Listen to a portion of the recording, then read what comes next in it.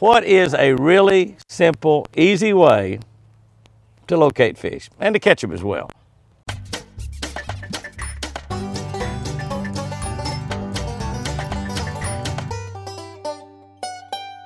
Good morning, guys and girls. Good morning. A beautiful, beautiful spring day. Jeremiah 33:3. We're about to get these summer type days coming along now. Lots of days up in the 85s and 90s, you know, depending on where you live. In the South, you know, we've actually had some 100-degree days already here in Oklahoma. Jeremiah 33:3. This is a verse you can memorize pretty easy where it is. You can memorize where it is. Jeremiah 33:3, and this is a good one.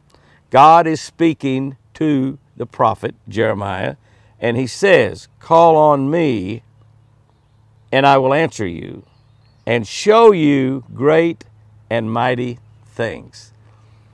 Call on me, and I will answer you, and show you great and mighty things.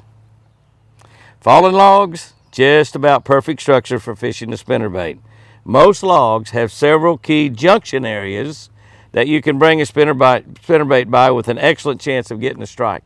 A junction area is where something meets something else, or it makes a turn, or it makes a bend. A junction area, some area that a bass might stop and hold on. It's where we catch most of them, to be honest with you.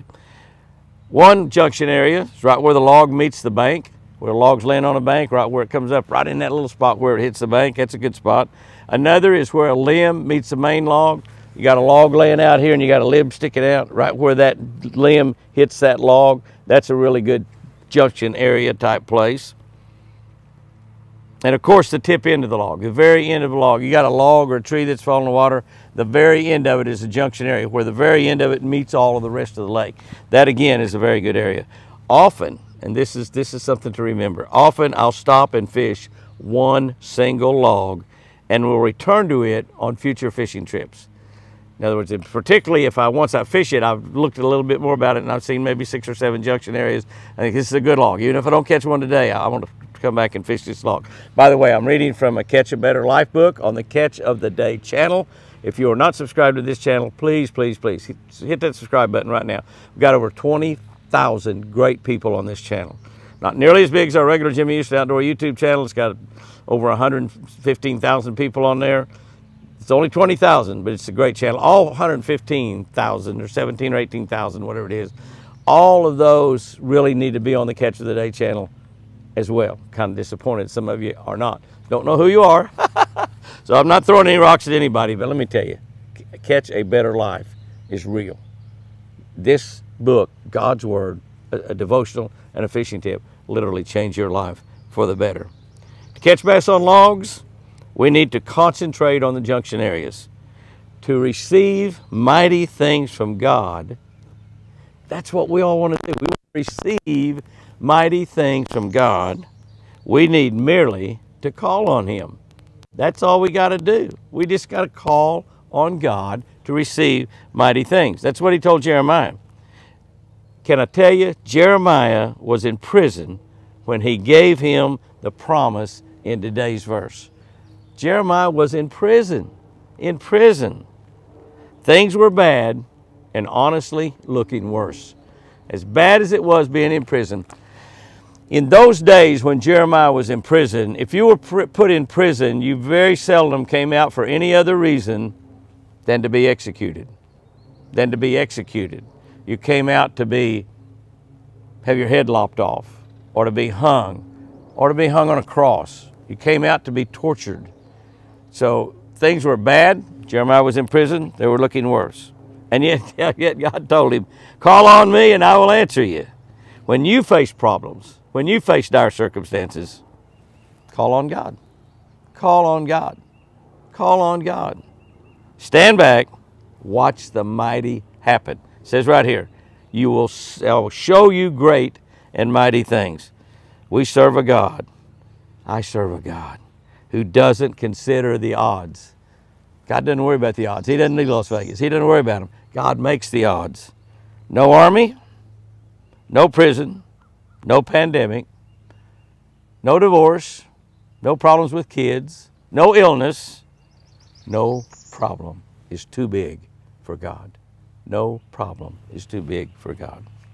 Gosh, I love that. Jeremiah 33:33.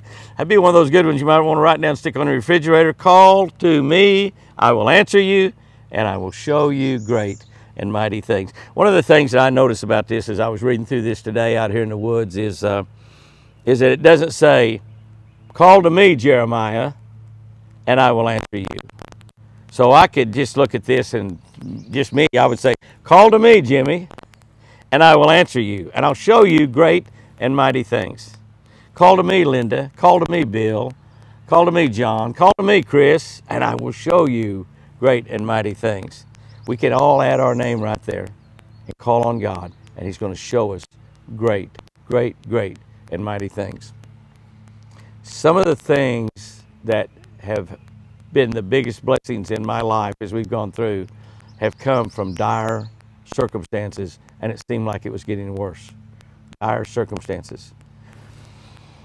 When we were fired by Chevrolet several years ago, when Chevy trucks decided to get out of fishing and hunting and stop sponsoring those sports, when they got out of that, we were fired. It was a dire circumstances, and it looks like it's going to get worse because the tournament season was just getting ready to start like 4 or 5 weeks later when we were fired. I mean, that's how close we were fired to the start of the tournament season, and we had entry fees that were being paid by them that wasn't going to be paid by them anymore. And entry fees are over $5,000 each for a tournament. So 6 tournaments is 30 grand. So that's a dire circumstance we were in.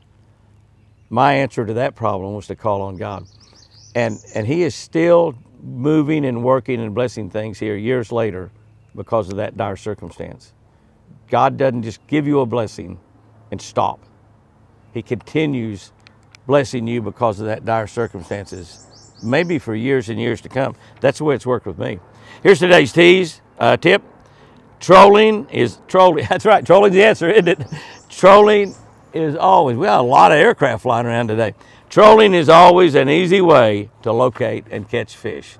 Trolling, that's right. You're not allowed to troll during bass tournaments, but you can troll in practice. If you guys that are fishing tournaments, girls that are fishing tournaments out there, if you're having a hard time locating fish in your practice times, troll.